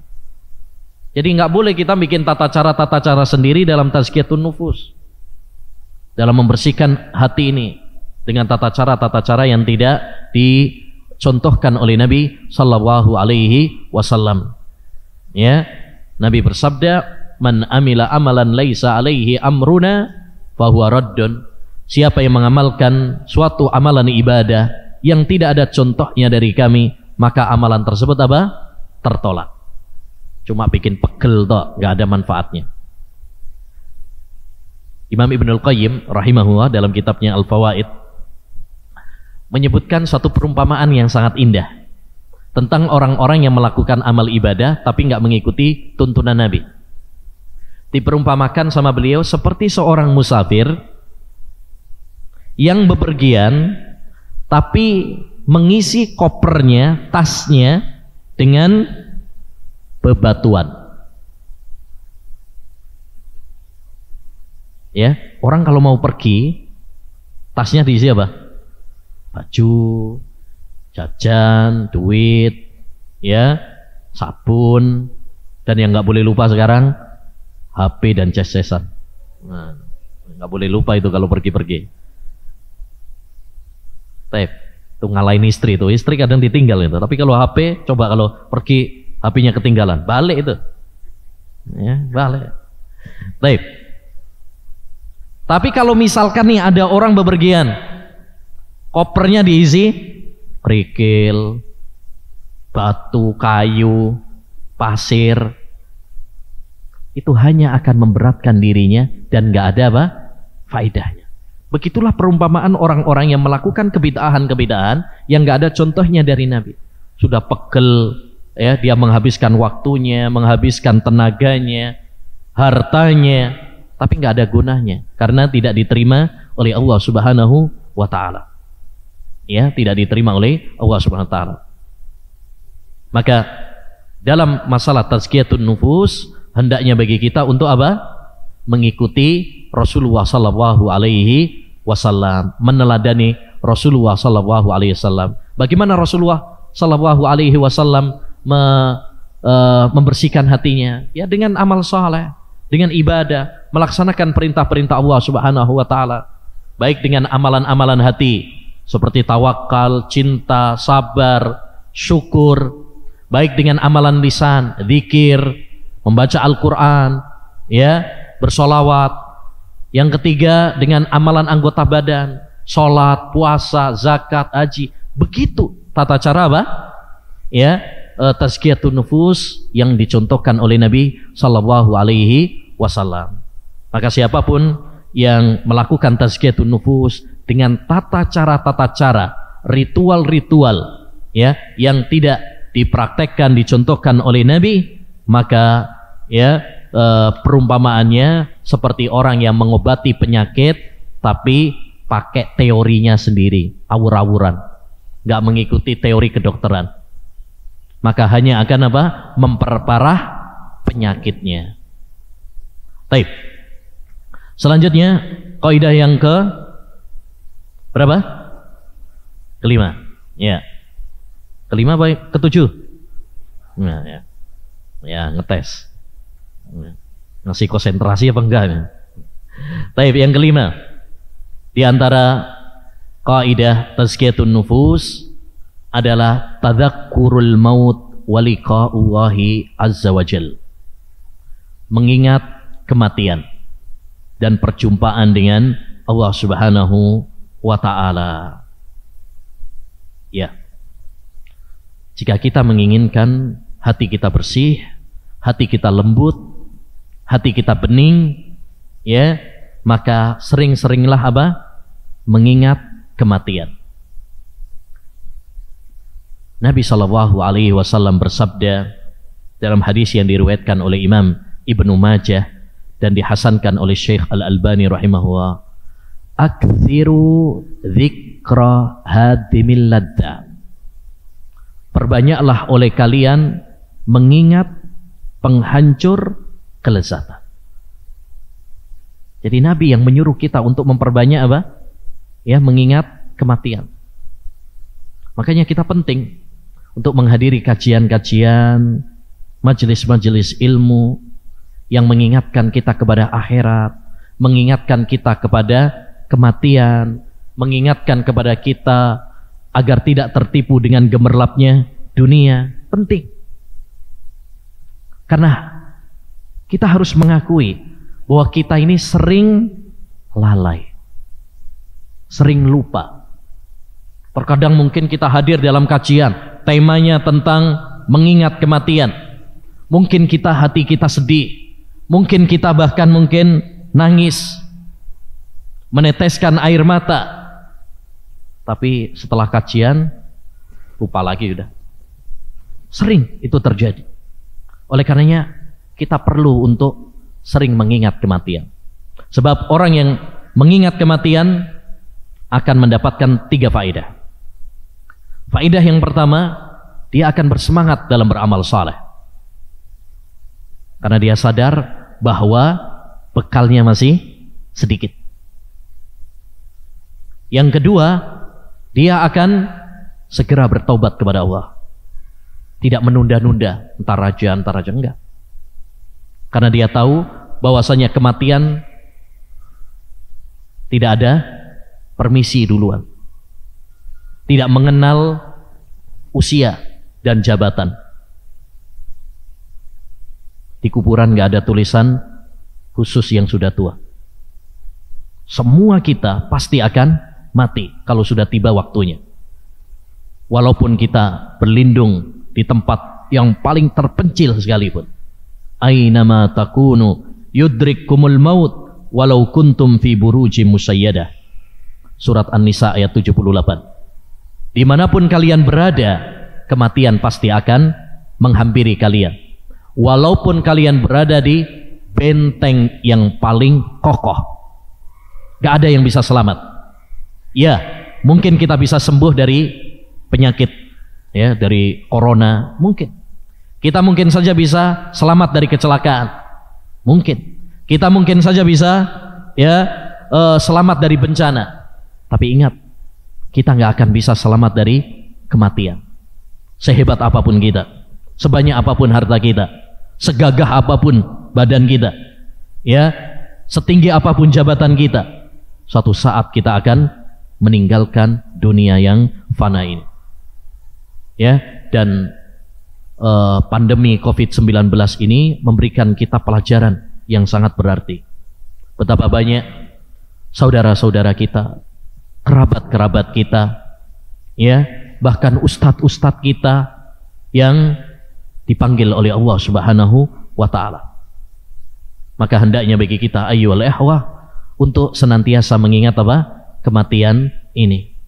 Ya. Nah, tidak boleh kita melalaikannya, tidak boleh kita melupakannya. Bagaimana caranya, Ustaz? Cara mengingat kematian, satu, hadiri kajian-kajian yang mengingatkan kita kepada akhirat, mengingatkan kita kepada kematian. Ini penting. Ya. Dahulu sahabat Ibnu Umar menghadiri majelis ya seorang tabi'in yang mulia. Seorang tabi'in yang mulia. Berarti Ibnu Umar lebih tinggi derajatnya. Tapi dia hadir di yang lebih rendah, tabi'in. Artinya secara senioritas Ibnu Umar lebih senior karena dia sahabat. Tapi beliau hadir di majelis seorang tabi'in. Itu menunjukkan tawadhu'nya beliau. Ya. Kata seorang rawi, wa ra'aitu ainaihi tadma'an. Aku lihat kedua air mata Ibnu Umar meneteskan air mata. Kita butuh kepada majelis-majelis ilmu yang bisa melembutkan hati kita. Kita butuh kepada kajian-kajian yang bisa mengingatkan kita kepada akhirat, bisa mengingatkan kita kepada kematian, agar kita bersemangat beramal saleh, agar kita bertaubat kepada Allah Subhanahu wa taala, dan agar kita qanaah dengan dunia ini, tidak tertipu dengan gemerlapnya dunia. Ya. Yang kedua, di antara kiat agar kita mengingat ya kematian adalah ziarah kubur. Nabi sallallahu alaihi wasallam bersabda, "Kuntu nahaitukum an ziyaratil kubur fazuruha fa innaha tudzakirukumul akhirah." Dulu aku melarang kalian dari ziarah kubur, sekarang ziarahlah. Karena ziarah kubur itu bisa mengingatkan kalian kepada kematian. Tapi ingat, ziarah kubur yang disyariatkan, ziarah kubur yang mengingatkan kita kepada kematian, yang tadabbur, yang khusyuk, bukan ziarah kubur yang cuma cengengesan di sana malah ngobrol ketawa-ketawa, bukan. Sekarang banyak orang ziarah kubur, banyak orang mengantarkan ya jenazah tapi tidak merenungi kematian. Dulu para ulama ussalaf apabila mengantarkan jenazah itu sedih, kemudian nangis, sampai-sampai mereka mengatakan saya nggak tahu siapa yang terkena musibah, karena semuanya sedih. Utsman bin Affan apabila beliau ziarah kubur, beliau menangis sampai basah jenggotnya, karena mereka betul-betul memahami. Ya, sekarang saya mengantarkan jenazah, suatu saat saya yang bakalan diantar. Sekarang saya menimbun, mengubur, suatu saat saya yang bakalan dikubur. Sekarang saya mensolati, suatu saat saya yang bakalan disolati. Ya, makanya penting juga ayo ikhwah kita kalau ada yang meninggal dunia, tetangga, kerabat, ikut dalam proses penyelenggaraan. Ya, memandikannya, mengkafaninya, setidaknya mensolati dan menguburkannya. Salah satu tujuannya adalah untuk mengingat kematian. Ya, mengingat kematian. Yang ketiga juga di antara kiat agar kita ya ingat kematian adalah dengan membaca Al-Quran. Berikut artinya. Karena Al-Quran itu sering dibahas tentang hari akhir, surga, neraka, amal soleh. Dia bukan ya dongeng, dia bukan novel, dia bukan hanya sekedar kisah-kisah, tapi dia adalah memberikan pesan-pesan berharga, mengingatkan kita kepada akhirat. Ya, makanya kalau kita baca Al-Quran itu, setiap lembarannya pasti ada nama Allah Subhanahu wa taala, agar kita ingat kepada Allah. Ya, dan sering kali membahas tentang akhirat, tentang hari kebangkitan, tentang surga, tentang neraka, karena kehidupan yang sesungguhnya adalah di sana, bukan di dunia yang fana ini. Intinya ayolah ikhwah, ya penting bagi kita untuk senantiasa mengingat kematian ini. Ya, kalau kita ingin hati kita bersih, kalau kita ingin hati kita suci, sering-seringlah mengingat kematian. Sa'id bin Jubair pernah mengatakan, "Lau faraqa dzikrul mauti qalbi, khasidu ayyafsuda alayya qalbi." Seandainya hati ini kosong dari mengingat kematian, maka aku khawatir hati ini akan rusak. Kalau hati sudah terpenuhi dengan cinta dunia, yang dibahas, yang diingat hanya dunia, harta, tahta, wanita, ya, nggak pernah ingat akhirat, nggak pernah ingat kematian, maka hati ini akan apa? Rusak. Ya, maka penting kita mengingat kematian. Dulu para salaf kalau mereka merasakan hatinya keras, ya lalai, mereka pergi ke kuburan, merenung, ya merenung. Dan ini juga salah satu bukti ya bahwasanya salafiyun, ahlus sunnah, atau yang orang bilang wahabi, tidak anti ziarah kubur. Ya, kita tidak pernah melarang ziarah kubur. Yang dilarang itu adalah perbuatan-perbuatan yang menyimpang dalam ziarah kubur. Misalkan minta-minta ke kuburannya, atau menganggap itu adalah tempat yang keramat sehingga ngusap-ngusap, mencium nisannya. Ya, itu yang dilarang. Makanya ziarah kubur ada dua, ziarah kubur yang disyariatkan, yaitu yang tujuannya adalah mengingat kematian. Ya, yang kedua adalah ziarah kubur yang terlarang. Itu kalau yang melakukan penyimpangan-penyimpangan dalam ziarah kubur. Jadi bukan ziarah kuburnya yang terlarang. Ziarah kubur disyariatkan. Nabi SAW ziarah kubur. Ya, ke Baqi, bahkan beliau kadang pernah ya malam-malam hari sebelum meninggal dunia, beliau ziarah kubur ke Baqi, mendoakan mereka. Ya, nah. Selanjutnya ayyuhal ihwah, yang ke-6, kaidah yang ke-6, takhayyurul julasa wantiqaur rufaqa. Memilih teman-teman yang baik. Selektif dalam mencari teman. Ini penting. Cari teman-teman yang baik, yang bisa menambah iman kita, yang bisa mengingatkan kita tatkala kita lalai. Allah Subhanahu wa taala berfirman dalam surat Al-Kahfi ayat 28. Wasbir nafsaka ma'al ladzina yad'una rabbahum bil ghadati wal 'ashiyyi yuriduna wajha. Dan sabarkan dirimu wahai Muhammad bersama orang-orang yang berdoa kepada Rabb mereka di pagi dan di petang hari, ikhlas mengharapkan wajah Allah Subhanahu wa ta'ala.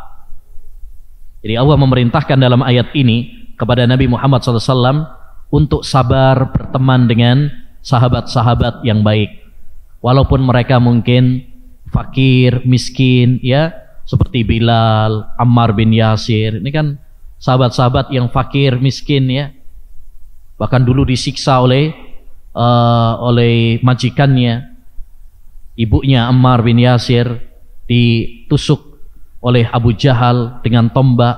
Sumayyah, ya, ditusuk oleh Abu Jahal sampai tembus ke farjinya. Ya, Khabbab ibnul Arat disetrika punggungnya. Ya, Bilal dijemur, dipanaskan di padang pasir. Mereka ini orang-orang miskin, tapi Nabi SAW disuruh untuk berteman dengan mereka. Jangan sampai ya kita silau ya dengan teman-teman, mungkin mereka kaya, mereka adalah orang, tapi mereka orang-orang yang rusak. Jangan sampai hanya karena kekayaan, jabatan, kemudian kita berteman dengan orang-orang yang rusak. Teman itu ada 3, kata Imam Ibnul Qayyim. 1, teman yang seperti madu, ya, seperti makanan pokok yang bisa menjadi nutrisi, imun bagi kita. Maka cari teman-teman yang seperti ini, yang bisa menambah keimanan kita, yang memperbaiki akhlak kita, mengingatkan kita tatkala kita lalai. Dahulu Hasan Al-Basri pernah mengatakan, ihwani yudzakkirunani, ihwani ahabbu ilayya min ahli. Sahabat-sahabatku lebih aku cintai daripada temanku. Sahabat-sahabatku lebih aku cintai daripada keluargaku sendiri. Ihwani yudzakkirunani bil akhirah wa ahli yudzakkirunani bid dunya. teman-temanku mengingatkan aku kepada akhirat, sedangkan ya keluargaku seringkali mengingatkan aku tentang dunia. Kalau istri, anak itu kan seringnya apa? Ngejaknya tamasya, mall, ya, belanja, ya, kuliner. Nah, tapi kalau teman-teman ya seringkali mengajak kepada, nah ini sahabatnya Hasan Al-Basri loh ya. Kalau sahabat kita nggak tahu, ngejak kuliner juga kayaknya. Nah, yang kedua, ya, yang kedua, sahabat itu ada yang seperti ya racun. Jika kita berteman dengan mereka, maka akan membunuh hati kita, merusak akidah kita, merusak akhlak kita. Hindari, waspadalah terhadap teman seperti ini, karena teman itu pengaruhnya besar. Ar-rajulu ala dini khalilihi falyandur ahadukum man yukhalil. Kata Nabi, orang itu berdasarkan agama temannya, maka tergantung dengan siapa dia berteman. Kalau kita berteman dengan orang-orang yang baik, insya Allah cipratan baik, ya, cipratan baik. Dengan melihat dia, akhlaknya dia, itu ketularan, Pak. Tapi kalau berteman dengan orang-orang yang rusak, jadinya apa? Ketularan rusak juga. Kalau berteman dengan orang yang suka kembah dukun, ya, yes, malah diajari, ya, dikasih jimat malah. Kalau berteman dengan orang-orang yang berpemikiran khawarij, takfir, suka mengkafirkan kaum muslimin, diajari ngerakit bom nanti. Kalau kita berteman dengan orang-orang yang, maaf ya, narkoba atau mungkin zina, ya, malah mungkin ditawari jadi bandar narkoba malah agennya nanti malah. Ya, tergantung dengan siapa seorang itu berteman. Pengaruh teman luar biasa. Terutama kita yang punya anak, ya, perhatikan anak-anak kita, pergaulan mereka. Biasanya anak itu pengaruh dengan temannya lebih besar daripada orang tuanya malah.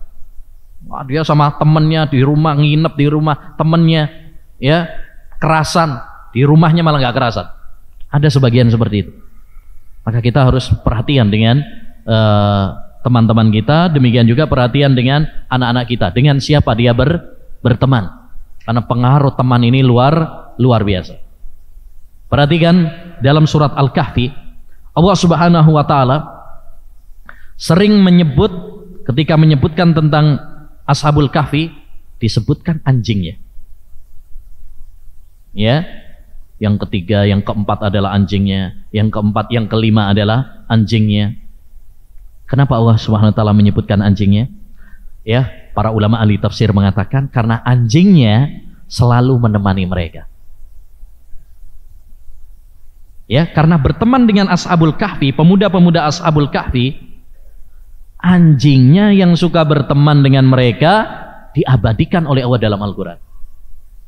Dapat barokahnya dia, kecipratan. Kalau anjing saja dapat cipratan barokah karena berteman dengan orang-orang yang baik, apalagi apa? Kalau manusia.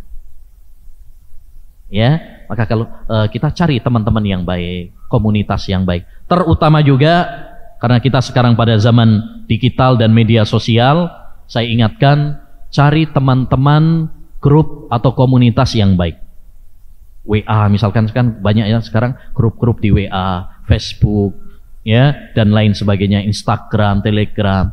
Cari teman-teman di dunia maya, walaupun nggak di dunia nyata, ya, cari teman-teman yang baik. Karena antum kalau masuk grup yang baik, insya Allah dapat informasi yang baik, kiriman-kiriman artikel yang baik, video-video yang baik. Tapi kalau salah grup, ya, yes, mungkin syubhat, syahwat masuk di situ. Ya, syubhat, wah, apa-apa nanti saya saring. Ya, ternyata saringannya bolong. Masuk semuanya syubhatnya. Nah, jadi ini maka kita harus selektif ya. Hanya tidak semua grup kita masuk. Harus selektif. Ada sebagian itu saya pernah, ada sebagian jamaah pernah cerita, Ustaz, saya punya grup 50. Saya geleng-geleng kepala. Gimana punya grup 50 itu? Ngatur waktunya gimana? Saya punya grup 10 aja udah pusing udah. Ya, jawabnya, komentarnya. Apalagi ini punya 50 grup. Habis waktu kita. Maka kita harus selektif. Cari yang bermanfaat, cari yang menambah ilmu, cari yang menambah iman. Kalau yang enggak ada manfaatnya, tinggalkan, keluar. Habisin apa? Waktu, bikin sumpek, ya, bikin beban. Nah, ini penting, ya. Kalau antum cari di grup-grup yang baik, informasi kajian, ya kan? Nah, tapi kalau grupnya yang nggak baik, informasi tawuran, diajak malah, atau demo, ya. Kemarin pas kita kesini ada demo juga tuh, ya, di depan DPR lewat. Nah, nanti kalau ikut grup-grup seperti itu, diajaknya kayak gitu, ayo ada tawuran, ada demo. Kayaknya penting sekali kita selektif, ya. Tidak semua teman itu kita jadikan sebagai, tidak semua orang kita jadikan sebagai teman. Yang ketiga, ada teman itu seperti obat. Kapan orang itu minum obat? Kalau butuh. Nah, ada sebagian orang layak kita jadikan teman pas butuh saja. Makanya teman itu kan ada teman karib, teman yang dekat, ada yang teman ya pas butuh saja. Mungkin kita ada keperluan sama dia, bisnis, kenalan, ya. Nah, tapi nggak deket-deket amat. Yang pertama, jadikan teman karib. Yang kedua, jangan jadikan teman sama sekali. Dan yang ketiga, jadikan teman sesuai dengan kebutuhan. Baik. Selanjutnya, yang ke-7, al-hadharu minal ujubi wal ihtirari bin nafs. Mewaspadai dari ujub dan bangga diri. Ini hati-hati. Allah berfirman dalam Al-Quran surat An-Najm ayat 32, "Fala tuzakku anfusakum huwa a'lamu bimanittaqa." Jangan kalian mensucikan diri kalian. Ya, nggak boleh. Saya orang paling alim. Atau seperti yang dikatakan oleh Syekhul Islam, nggak boleh seorang itu mengatakan saya adalah wali Allah. Nggak boleh. Karena itu berarti apa? Merekomendasikan dirinya sendiri, mensucikan dirinya sendiri. Jangan kita mensucikan diri kita sendiri. Allah yang lebih tahu tentang diri kita.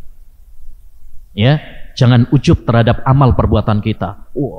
Dia merasa dia sudah ya, sholatnya nggak pernah bolong, puasanya nggak pernah bolong. Terkadang timbul apa? Ujub, dan ini sangat berbahaya. Ya, perhatikan sahabat Abu Bakar As-Siddiq radhiyallahu an, ketika minta diajari doa oleh Nabi SAW, apa yang diajarkan oleh Nabi? Allahumma inni dzalamtu nafsi dzulman katsira wa la yaghfirud dzunuba illa anta. Ya Allah, aku mendolimi diriku dengan kezaliman yang banyak. Itu Abu Bakar. Abu Bakar As-Siddiq yang dijamin masuk surga.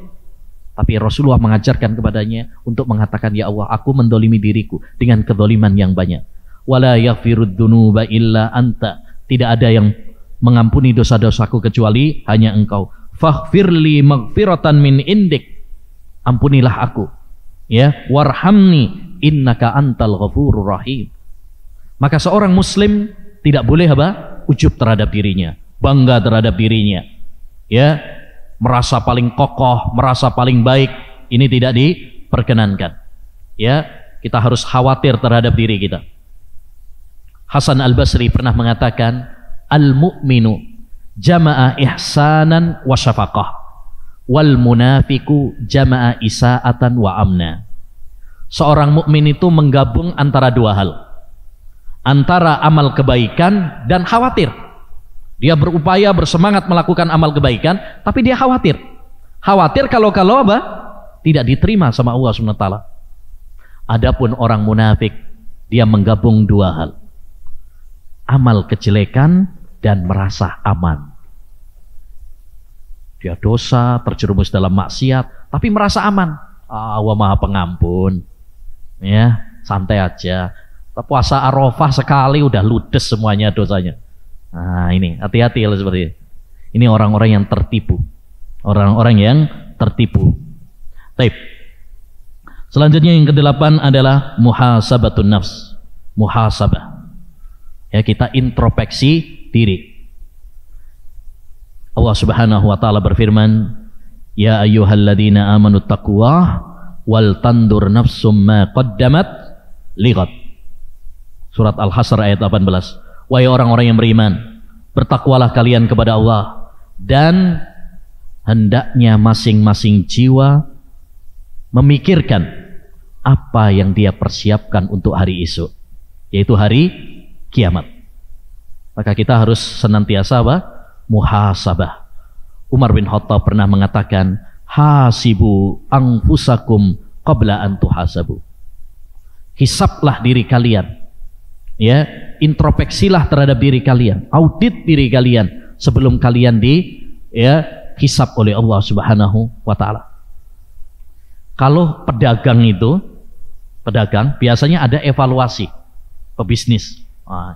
Ini untungnya berapa, kalau rugi berapa, ya. Kalau rugi kenapa? Itu ada evaluasinya. Demikian juga diri kita. Kita harus mengevaluasi apa yang sudah kita lakukan, ya. Apakah amal kebaikan ataukah amal keburukan? Kalau amal kebaikan, tingkatkan. Kalau itu amal keburukan, istighfar dan taubat kepada Allah Subhanahu wa taala. Yang ke-9 di antara kiat agar kita meraih kesucian hati adalah dengan menuntut ilmu. Ya, menuntut ilmu. Maka hendaknya bagi kita untuk bersemangat dalam menuntut ilmu. May yuridillahu bihi khairah yufaqihu fid din. Barang siapa yang dikehendaki oleh Allah Subhanahu wa taala kebaikan, maka Allah Subhanahu wa taala akan memahamkan dia dalam agama.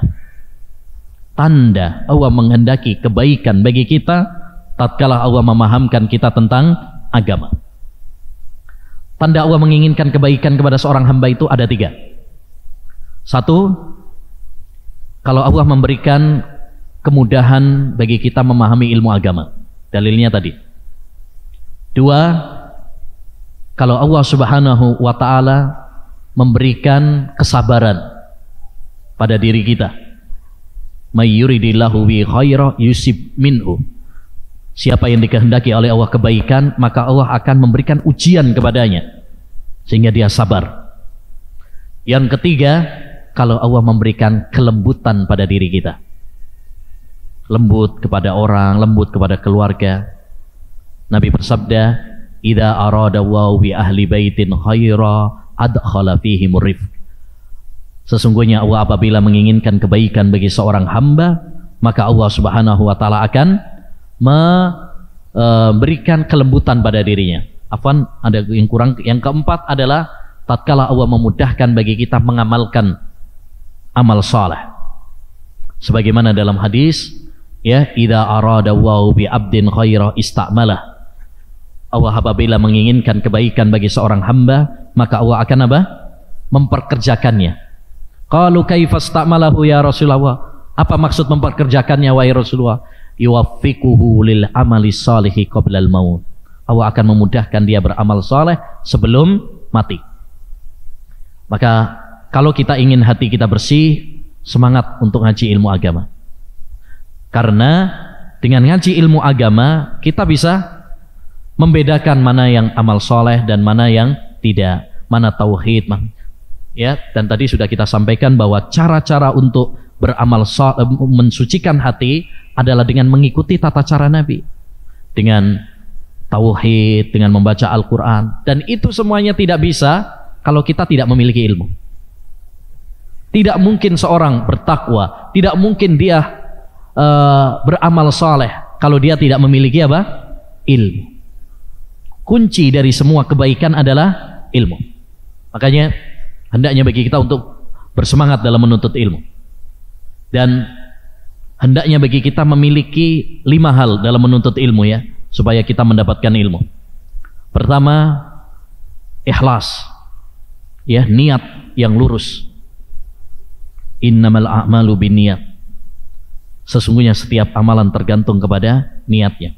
Yang kedua, semangat. Harus semangat dalam menuntut ilmu. Ihris ala ma yanfa'uka wasta'in billah. Bersemangatlah kamu dalam melakukan hal-hal yang bermanfaat. Yang ketiga, doa. Minta kepada Allah SWT. Rabbi zidani ilma. Ya Allah, tambahkan ilmu kepadaku. Allahumma inni as'aluka ilman nafi'ah. Ya Allah, aku memohon kepadamu ilmu yang bermanfaat. Yang keempat, sabar. Menuntut ilmu harus sabar. Siapa yang tidak sabar tidak akan dapat ilmu. Satajiduni insyaallah sabira wala a'si laka amra. Musa tatkala belajar kepada Khidir mengatakan apa? Kau akan mendapatiku orang yang sabar. Jadi kunci kita mendapatkan ilmu sabar. Kalau nggak sabar, nggak dapat ilmu. Antum misalkan nggak sabar dalam mengikuti kajian ini, bubar, nggak dapat ilmu. Kalau kita nggak sabar, nggak dapat ilmu. Suwi ini ustadz lama banget, ya. Taib, kakek ngomong ini ustadz. Taib, ya. Dan yang kelima adalah apa? Adab. Kalau kita ingin mendapatkan ilmu, beradablah. Bil adabi tafhamul ilm. Kata para ulama, dengan adab engkau akan mendapatkan ilmu. Muliakan ilmu, niscaya ilmu akan memuliakan kita. Siapa yang tidak memuliakan ilmu, ilmu tidak akan memuliakan kita. Sebagian orang pas kajian ngobrol sendiri, ya, kadang malah nyetatus malah, ya, WA dan sebagainya. Ini kurang menghormati apa? Ilmu, sehingga nggak dapat ilmu atau kurang mendapatkan ilmu. Kalau kita ingin mendapatkan ilmu, maka apa? Ya, maka kuncinya adalah adab. Yang terakhir, itu tadi 9 ya. Tadi 9, sekarang 10 terakhir. Taib yang terakhir agar hati kita bersih, ayyul ihwah, adalah dengan meninggalkan maksiat, meninggalkan dosa. Karena dosa itulah yang menjadikan hati kita keras, menjadikan hati kita kotor, menjadikan kita malas untuk beribadah. Itu dosa. Ya, ada sebagian yang mengeluh, kenapa sih ya, Ustaz, saya kok malas ya kalau sholat sekarang. Ya, enakan pas pandemi sholatnya di rumah. Nah, ya, akhirnya sekarang malas berjamaahnya.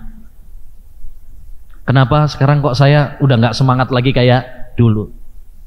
Sering ada keluhan-keluhan seperti itu. Maka koreksi diri kita.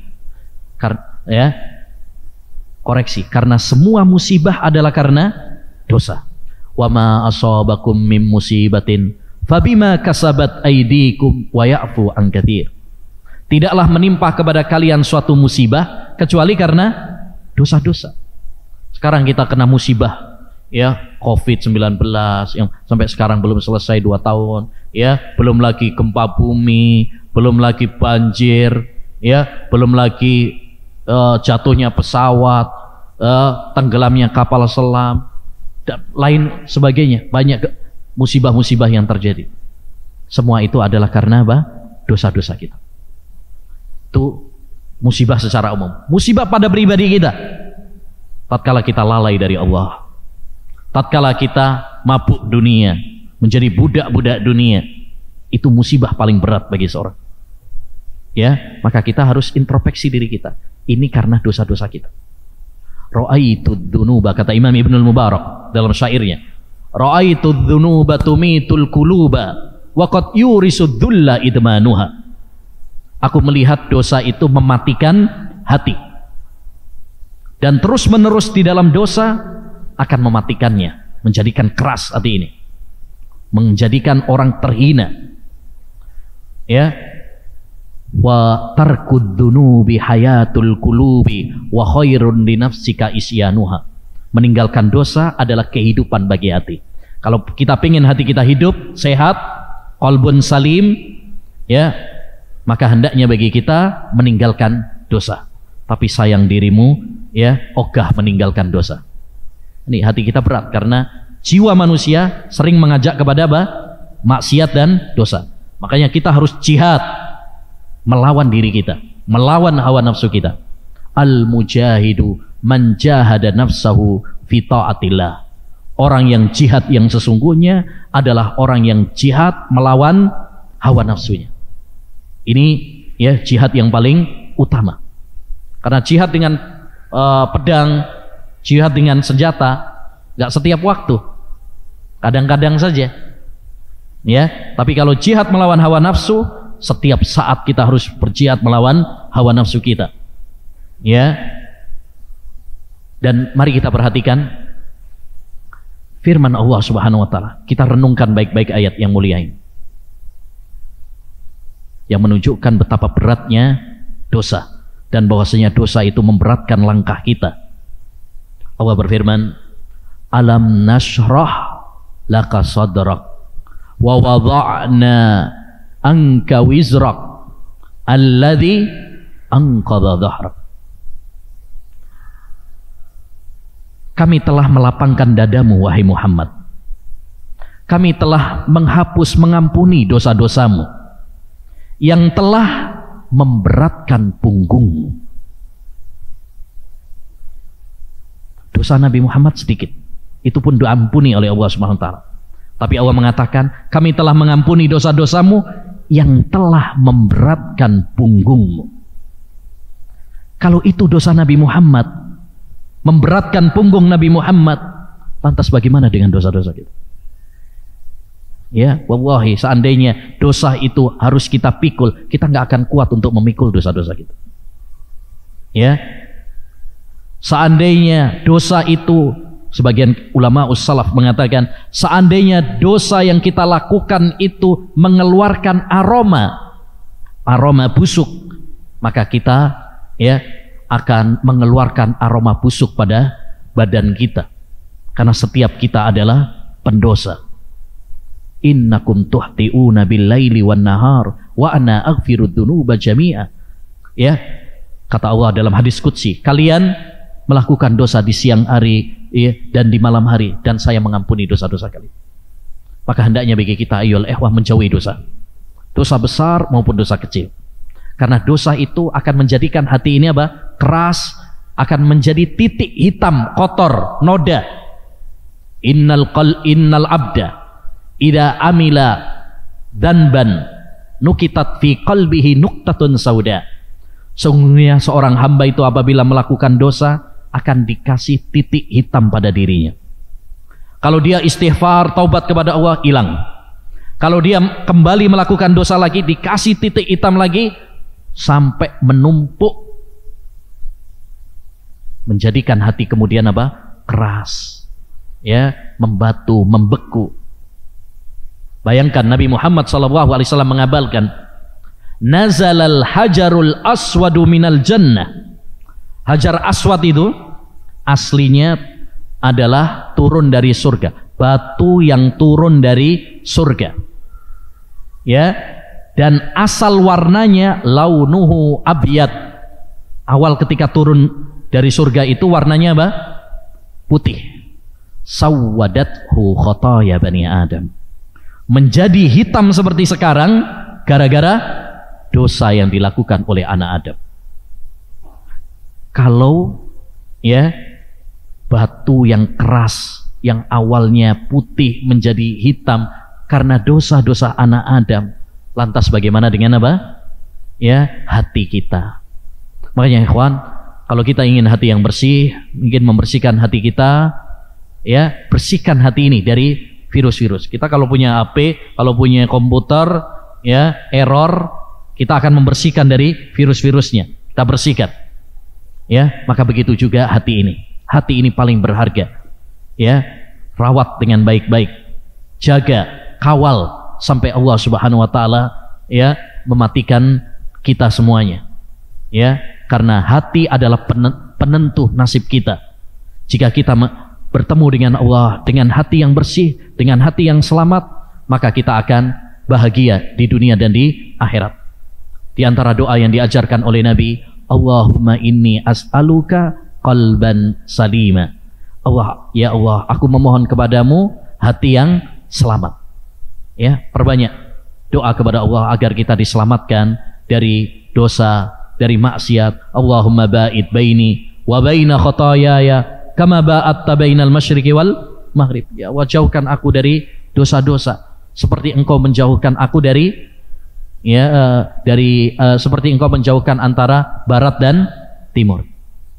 Ya Allah, bersihkan aku dari dosa-dosa seperti kain putih dibersihkan dari kotoran, dari noda. Ya, maka seorang hamba harus senantiasa memohon kepada Allah Subhanahu wa taala agar dijauhkan dari maksiat dan dosa. Demikian ayyuhal ikhwah wal akhwat yang semoga senantiasa dirahmati dan diberkahi oleh Allah Subhanahu wa taala.